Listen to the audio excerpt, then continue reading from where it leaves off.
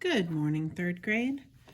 Today's math assignment for Thursday, December the 3rd is to complete the My Homework page for Chapter 3, Lesson 3, Problem Solving, Estimate or Exact Answer. So on the first page on 149 is just an explanation. This is an example problem. You don't have to work a problem in this one. We're just going to go through it to remind us of what we did yesterday in the lesson. And then this is extra practice, so you can make sure that you really have the idea of it. All right, so what is the difference in the total number of ribbons the girls earned? For this, we're looking over here at the swim team ribbons table. They list the swimmer. There's two, Mackenzie and Zoe. And last year, Mackenzie got 26 ribbons and Zoe got 19. And this year, Mackenzie got 31 ribbons and Zoe got 33. All right, so first we need to understand the problem. What facts do you know? The number of ribbons each girl earned each year. Okay, we already know that because that information is right here in the table. What do you need to find? The difference in the total number of ribbons between the girls. So that's what we need, what we know and what we need to find. Because the question is, what is the difference in the total number of ribbons the girls earned? So the second step is to plan. Plan what we need to do. So here, an exact answer is needed. Nowhere in this question is there about how many ribbons or something like that that gives you a clue that it's an estimate that they want. No, they want an exact answer. So I will add to find the total. Then I will subtract to find the difference. So now number 3, the third step when we do a word problem is to solve. They made a nice little column here and listed Mackenzie's ribbons first.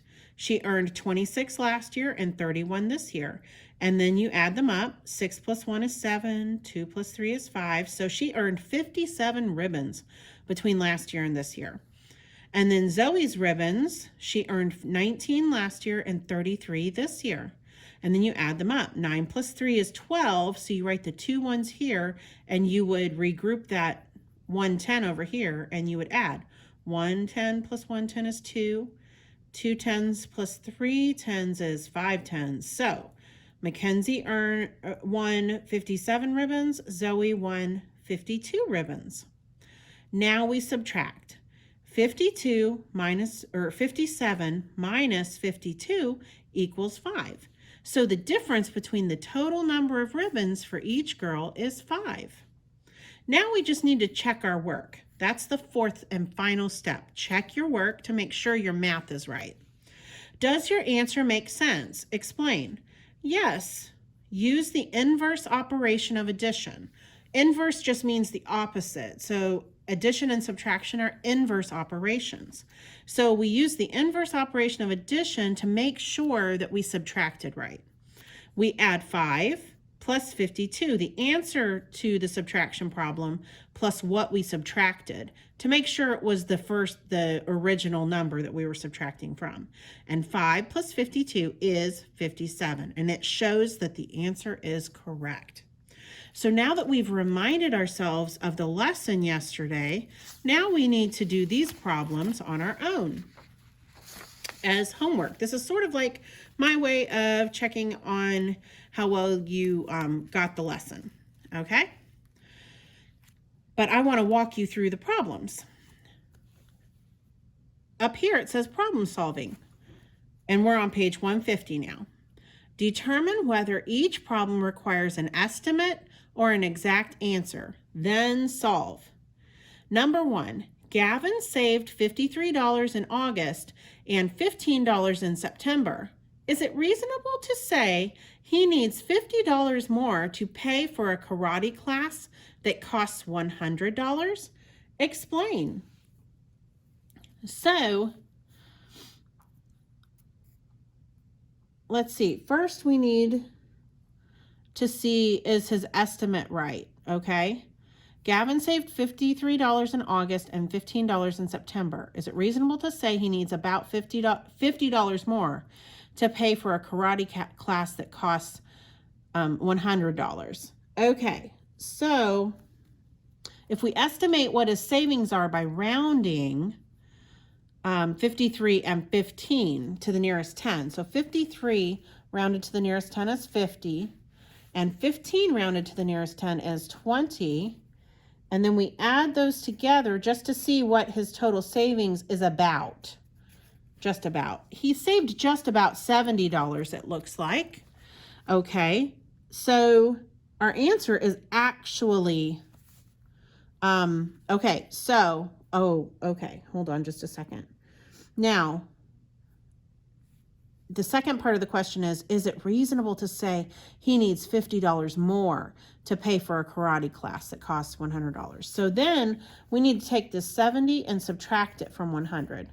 100 minus 70, okay, well, 0 minus 0 is 0, and 10, because we can look at this as a whole, 10 minus 7 is actually 3. So, all right, so is $30 close to $50? I don't think so. So the way we answer this question is by answering all the questions. It says, is it reasonable to say he needs $50 more to pay for a karate class that costs $100? The first thing you have to say is no. And then you have to answer his estimated savings, what his estimated savings is. So his estimated savings is, and then we're going to use the math, the number sentences that we wrote to find it. So his estimated savings is $70. And then we're going to use the number sentence we used to find the difference. So 100 minus 70 is $30. And I forgot to do my dollar sign. So I'm going to go back and I'm going to put that in, because we need to know what we're dealing with. We're talking about dollars here, not pizzas or chickens or anything like that. Okay, so the difference is $30. And $50 is not reasonable, because $50 is not close, or $30 is not close to $50.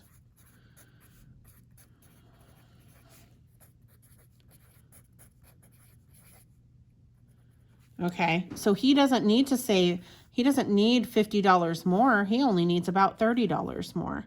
But $50 isn't close to 30, so $50 isn't a reasonable number to say that he needs more of, okay? All right, let's look at number 2.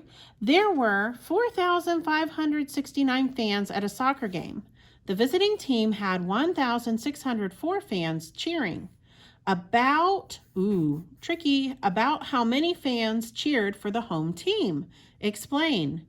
All right, so first we need to determine whether each problem requires an estimate or an exact answer. I see that about word, about how many fans cheered for the home team. That means they want an estimate. So we are going to write estimate. Okay. And then, all right, so I need to use the margin over here, and we need to estimate. So let's round to the nearest 100. 4,569 to the nearest 100 rounds to 4,600. And then we need to subtract the visiting team's fans from that, but we're going to round to the nearest 100 with that too. 1,604 rounded to the nearest 100 is 1,600. Now we're ready to subtract. 0 minus 0 is 0. 0 minus 0 is 0. 6 minus 6 is actually 0. And then 4 minus 1 is 3. So we do need to show our math down here on the line. And we can just say 4,600 minus 1,600 equals 3,000. And we need to label it fans. Because about how many fans cheered for the home team? Well, we just found out about 3,000 fans cheered for the home team. All right, now let's look at brain builders. Just 2 more problems today. All right, make sense of problems. Luke buys 2 small pumpkins and 1 large pumpkin. How much does Luke spend? Okay, I don't see anything in here that says about how much does Luke spend. So we need an exact answer. And it looks like small pumpkins are $4 and large pumpkins are $7. So he buys 2 small pumpkins and 1 large pumpkin. So our number sentence is going to be 4 plus 4 plus 7. And what does that equal? 4 plus 4 is 8, and 8 plus 7 is 15. And again, I forgot my dollar sign, so I'm going to go back and label. So he spent $15 on pumpkins. And number 4, the brown bear at a local zoo weighs 1,578 pounds. The black bear weighs 643 pounds. About how much more do the brown bear and black bear together weigh than the polar bear? Explain. Okay, so the first thing we need to determine is whether we're going to estimate or we're going to find an exact answer. And right here it says about how much. So that tells us we're going to estimate. We need to write that down because that's part of the answer. Okay. Now, then we need to round the brown bear's weight and the black bear's weight. So 1,578 rounded to the nearest 100 is 1,600. And the black bear weighs 643 pounds. Rounded to the nearest 100, that is 600 pounds.